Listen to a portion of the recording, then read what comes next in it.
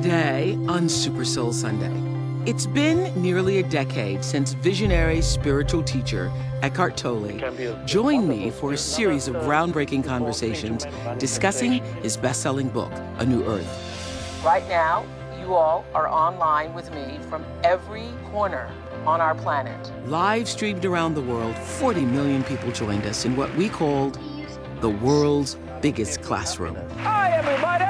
It still just thrills me to think about the collective consciousness that brought so many of us together. Just love that. I loved it so much I wrote, wow. Now, in the midst of what feels like a shift, separating millions of Americans and other people throughout the world, Eckhart is back to talk about the state of the new earth today. You posed the question, have we regressed? Is the new earth still happening? Eckhart believes that at the heart of the rancor, ego, is the source of all of our pain. And now it feels like there's a big divide that's preventing the consciousness. Or is the divide here to make us more conscious? I can hardly believe it's been 10 years, almost. Me too. Yeah. You have been one of my greatest spiritual leaders. You've been one of my great inspirations here on the planet. Thank you. I mean, the lessons I've learned, look, this is my own frayed copy of the book. I know that there is now a New Earth 10th anniversary edition, but I will always hold on, even I need to tape these, bind the sides. I will always hold on to my own original copy because there are just so many insights and memories from it. I think that this was the world's biggest classroom that we created, right? Yes. Well, I've been trying to have this conversation because I thought that you could bring some really profound insight, which is my goal today, insight into where we are and this undercurrent of pain that seems to be showing up in front of ourselves. So I wanted to frame this conversation around actually examining where we are in this shift from egoic mind to consciousness. Because almost 10 years ago, we said we're moving to a higher consciousness. Yeah. And now it feels like there's a big divide that's preventing the consciousness. Or is the divide here to make us more conscious? Right. Well, the divide is a challenge, a big challenge. So the challenges that are inevitable for humans, sometimes they arise on a personal level, and at other times challenges arise in the collective, which means millions of people get challenged at the same time for the same reason. So from a higher perspective, what we are witnessing now and millions of people are experiencing now is a collective challenge. And all over the world, actually. All over the world, not just here. Mm-hmm. There's also, in America here, there's a division that happens that's basically, if you look at the population or the electorate, half the people live in one kind of universe with one kind of mindset, and the other half live in another alternate universe with another kind of mindset. And that creates a separation. The reason for the separation is that people are so identified with their particular mindset.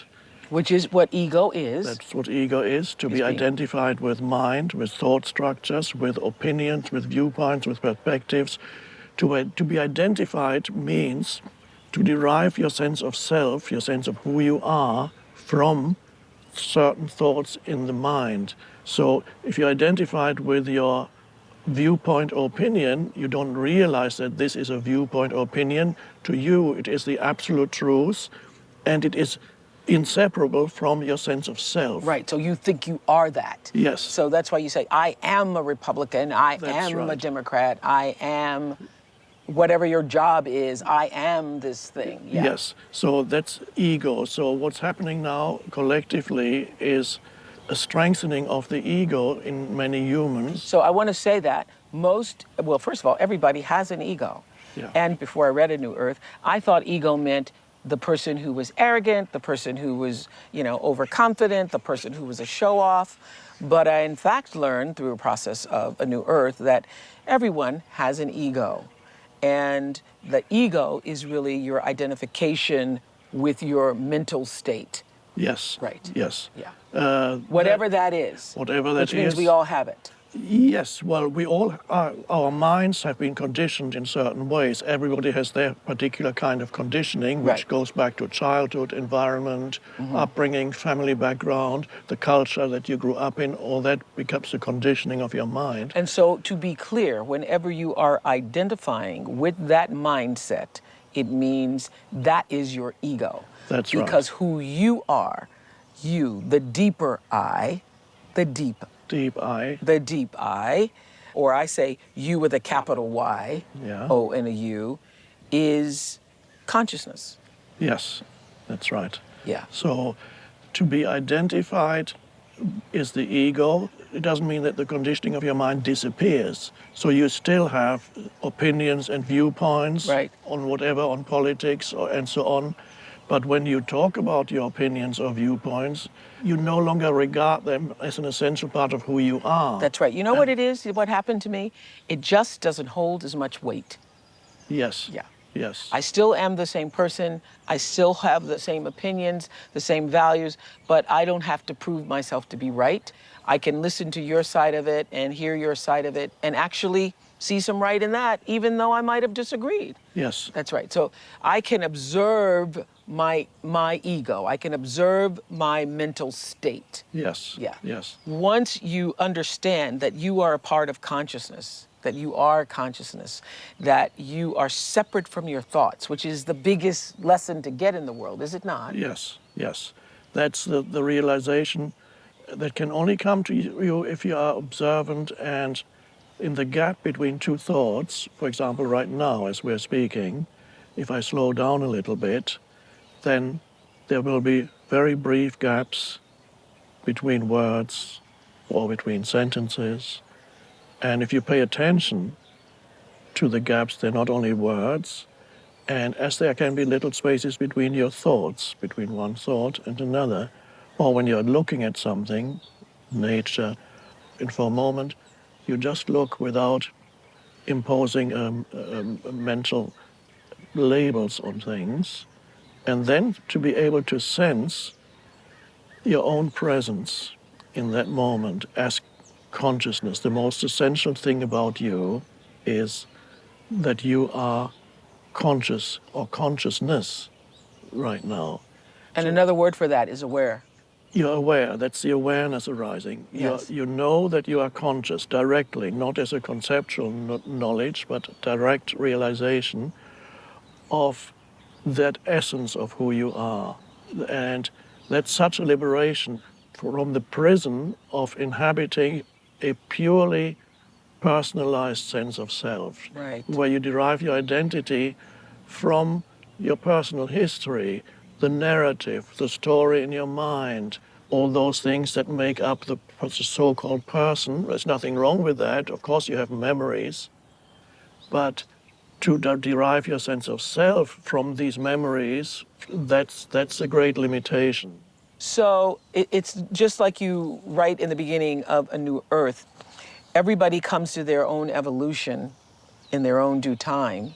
The fact that you're hanging in and you're reading this and you're seeking this means that you have reached a level of awakening. Yes, right. That's right. Because otherwise you would open that book and the page would be completely meaningless. Absolutely. There needs already be something in you that recognizes the dimension to which the words point, that is in you. The dimension to which the words point is the consciousness within you. Yes. Because if you are still listening to us right now, it means that you are already in a state of awareness and openness and seeking for yourself that is unlike most of the world, I would say. Yes, yes. And that's It's a higher state of being if you can even hear this conversation. That's right. Coming up. This is what I learned from you that literally eliminated all stress in my life. And later in today's Super Soul original short. This was something that really needed and wanted to come out of me and demanded to come out of me. I had absolutely no choice but to sit and write this book. Kidada Jones, daughter of music legend Quincy Jones, fulfills a lifelong dream to create a classroom of her own, teaching self-awareness and authenticity to young women. I am kind, I am pretty, and I am strong.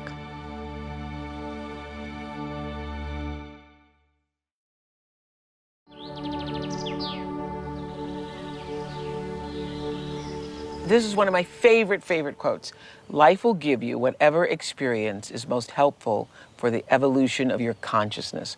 How do you know this is the experience you need? Because this is the experience you are having at this moment. Yes. Which is true for you as an individual, and which is true for our culture, which is true for our world right now. How do we know this is the experience we need? Because this is the experience we are having. Yes. Because that's the way each person's personal evolution operates, right? Yes. Well, there is a certain inevitability about whatever form this moment takes, because this moment is connected to all the previous moments. So the entire universe has conspired to bring about the form that this moment takes. You can't argue with it, because if you argue with the present moment, that's suffering and it's crazy. Say that again. I think it's important for everybody on all sides to hear. The entire universe, meaning every human being who's ever lived and evolved to this point, and every person that's been born, has been moving to this point in time where what we're experiencing in our lives personally and also on the political stage Yes, because it's all connected. has been coming forever. That's right, yes. Now, in some New Age teachings, you sometimes hear when people go through suffering or pain and somebody else tells them, why did you manifest that? I don't say that. I'm not saying that's not entirely false, but I'm not asking people to convince themselves that they manifested whatever they're experiencing at this moment, even if it's unpleasant. All we need to know is accept this moment as if you had chosen it. I'm not telling people you chose this moment, but that's too much for many people. They don't want to accept that. I don't choosing this illness. I don't Choose to lose my that job. I lost my job. Yeah. Okay. So I don't want to go there. But all we need to know is, in order to live more consciously, in order not to live in opposition to what is in the present moment, which is to live more consciously, accept this moment as if you had chosen it. And that brings in a new consciousness. And do not deny the moment. This is what I learned from you, that literally it eliminated all stress in my life. Resisting the moment that is only going to create more anxiety and more being more upset. A lot of the unhappiness that people experience, they believe it's due to the conditions of what's happening at this moment. But in most cases, it's not the conditions or the situation that you're in that causes the unhappiness. It's the mind telling you something about this moment that causes the unhappiness. Yes, so there's like a I should have been commentary. there, I should have been Yes. earlier, I shouldn't have stopped to do this, I should have done that. It's the mind. Yes. Yeah. I sometimes tell people, just don't believe what I say, just try it out in your own life. Next time you get upset in a certain situation, let's say you're at the airport, many people get upset at airports. You line up at the counter, it takes a long time, and you get more and more upset, and then you observe that what is it that causes me to be irritated, angry, upset? What is it, this situation? Or is it that my mind is telling me that this should not be happening? The ego is very good at misinterpreting reality, and it believes its stories. The ego comes up with stories, often not pleasant stories about the isness of things, and it's a source of great suffering. So once you recognize that, you can experiment in your own life when you feel upset arising, watch your mind. Yes. Be there, be aware of what your mind is doing. This is the most vital thing in spiritual life, is to be able to watch your mind, to be the observer of your mind, so that the mind is not controlling you. And that is how you eliminate stress Yes, and suffering.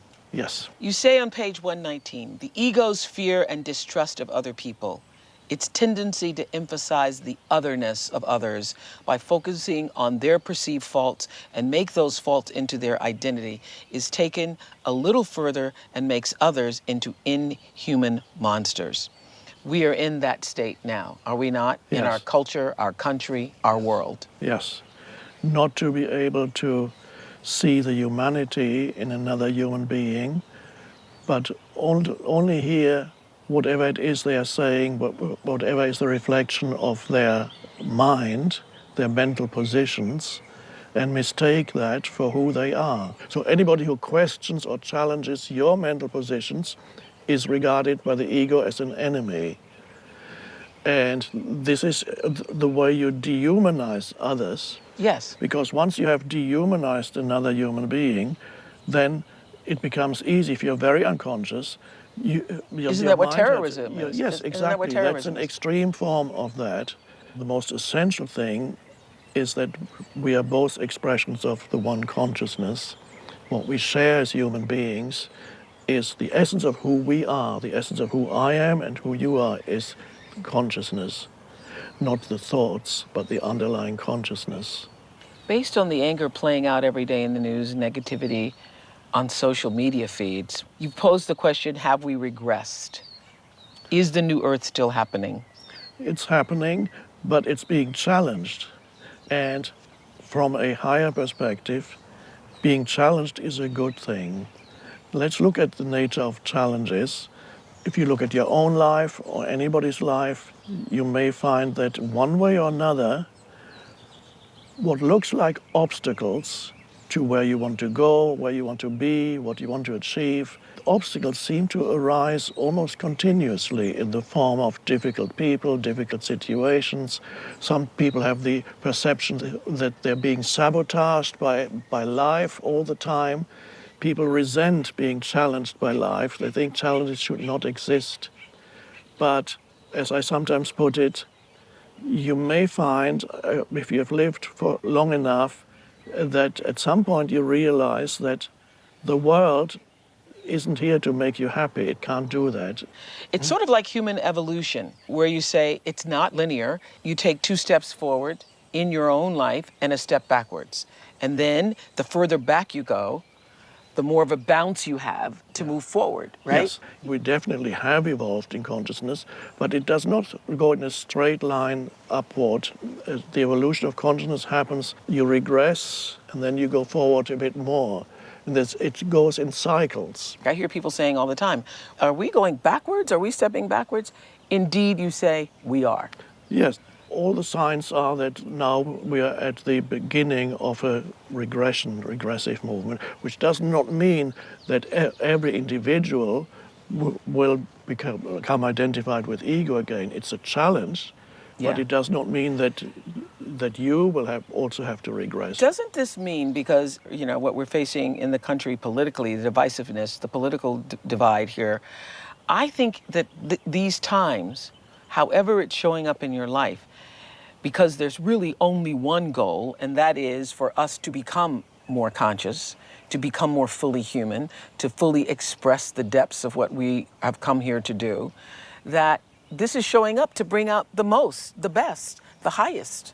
Yes, the challenge actually forces you to go deeper. First, you may suffer if it drags you down into unconsciousness, then suffering arises again. And as you suffer, then you're forced to transcend the suffering and go deeper. So the big opportunity when challenges arise is the opportunity and the need to intensify your presence. Meaning being fully here, Yes. fully here, More alert, more present. more aware. Yeah. You also teach us that humans don't really change until they are in a state of crisis. We're in that state of crisis, aren't we there?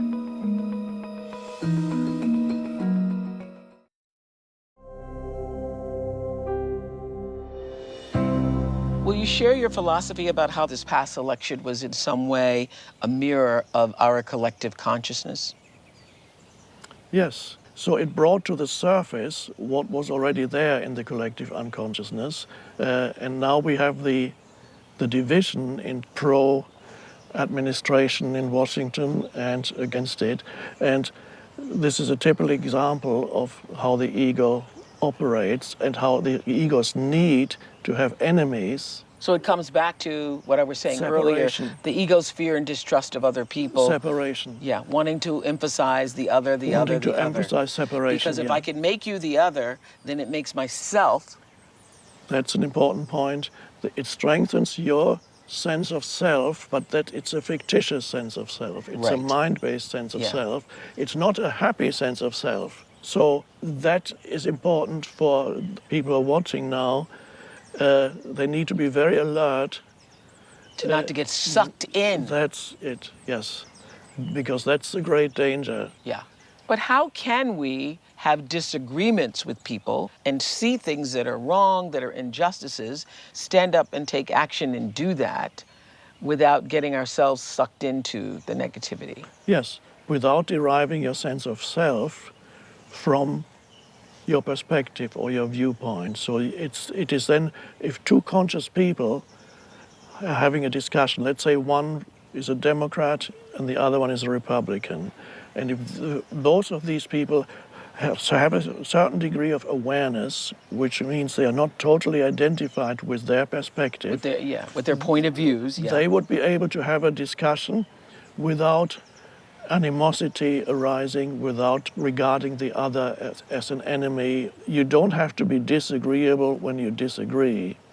What that saying implies is you don't have to be totally identified with your perspective and your viewpoint, and yet you can put it forward in strong terms. This is how I see it. Yeah. Without deriving your sense of identity from it, because your sense of identity arises from a deeper place, from the stillness within you, the consciousness, that space of awareness that you are, the presence, whatever word we want to use. You can sense Or this that. need to prove that you're right, which I used to have that big time until I read this book. I used to have the... Yes, many people have that. Yeah. The need to be right is a very egoic thing. Yeah. The ego thrives on being right, which always implies there needs to be someone who is wrong. So the need to make the other wrong, then it strengthens the ego, which means it strengthens what is ultimately a false sense of self. And it's never a happy sense of self. Even if you can Right. prove that you're right, you're still not you're Well, not yes, happy. and because I learned from A New Earth that it wasn't just my need to be right, it was my need for you to see and say that I was right. Yes, I mean, there can be incredible force behind it, this need to be right, incredible force behind it. Yeah, I get that. But you also teach us that humans don't really change until they are in a state of crisis. Yes, and this is where challenge comes in again. So are we there yet? We're in that state of crisis, aren't we there? Yes, and it may get worse before it gets better, but that is a necessary part of the evolution. So we need the crisis. Humans don't grow except through facing the challenges and crises. So there are two levels of truth. One is to see the craziness of what's happening now, and another is to see from a higher perspective to what's happening now is part of the evolution. It's the ego is coming up, is It manifesting. needs to break down Yes, so that something else can break through. yes, yes, that's right. Coming up, Despite the level of suffering being inflicted, do you have hope that people will wake up? and later in this week's Super Soul original short, When I was closing my eyes and kind of in a different place, it kind of felt like I was in like a whole new world. Kidada Jones helps to awaken the authentic power that lies within every young girl on the journey to womanhood.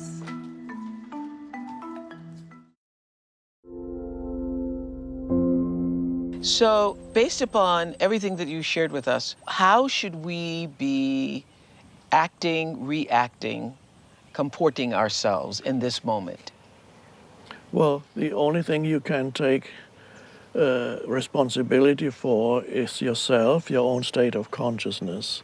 So first of all, the most important thing to realize is in any situation, whether it's to do with a collective, political situation, personal situation, in any situation, what is primary is your state of consciousness, the state of consciousness with which you face that situation. So, how can you sit and observe the hysteria, the craziness going on, and kind of be still with it?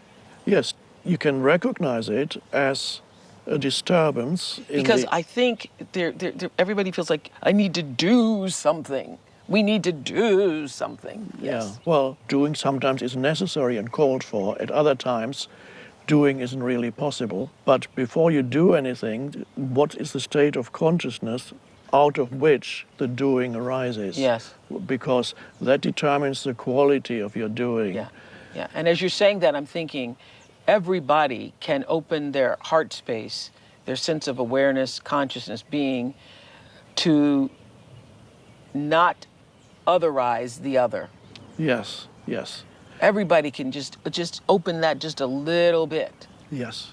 And with that comes the ability also to listen to the other. Yes. The ability to listen means there must be a little bit of space in you, a little bit of awareness in you. True listening implies that you are still while you listen. You give your complete attention to the other. And that changes the relationship. Because that brings in the spiritual dimension or the transcendent dimension, whatever you want to call it. You need to be able to bring the stillness into the relationship. And another thing happens when you listen to another. In that still moment when you're listening, you're not only aware of what the other person is saying. In that stillness, you can also feel a deeper essence in the other human being beyond the words that he or she is speaking. Why can you feel it? You can feel that deeper essence in the other because in that moment of stillness, you can feel it in yourself. You can only do that, though, when you become aware enough about your own self to know that you are not your thoughts. Yes. And so that when you see somebody, raging against the world, Yes. you have the ability to step back and know that they are not their rage. That's right. That beneath the rage, beneath the anger, beneath the pain, beneath the sadness, beneath whatever they're showing to you, there is the pure consciousness that is Yes. also you. Yes. Yeah. Yes. Well, if we all could do that, then Well, that there'd would be no need for us to have this conversation. That's Yes, right, yeah. Yes. Despite the level of suffering people are inflicting upon themselves and on one another, do you have hope that people will wake up? Yes, it's inevitable for consciousness to arise more fully on the planet because it's part of the entire evolutionary impulse of the universe is towards consciousness. So it is arising. It can be delayed, and that's not a bad thing.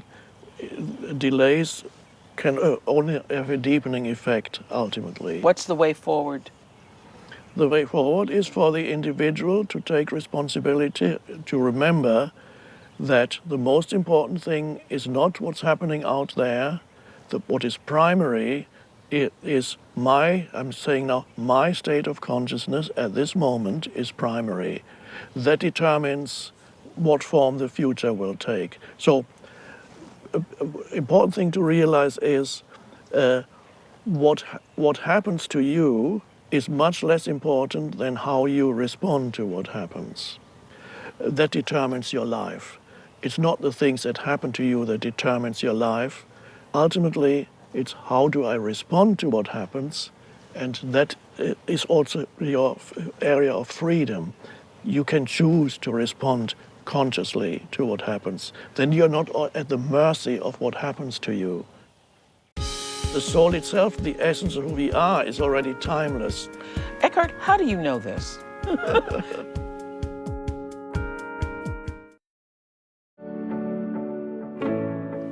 What is the purpose of the soul? Well, by soul, I have another word for it. Okay. I've recently been using the pointer, the deep eye. The deep eye. The deep eye. At that level of the deep eye, which is consciousness itself, you are already complete. The deep eye has nothing to achieve. All that the deep eye wants is to come more fully into this dimension.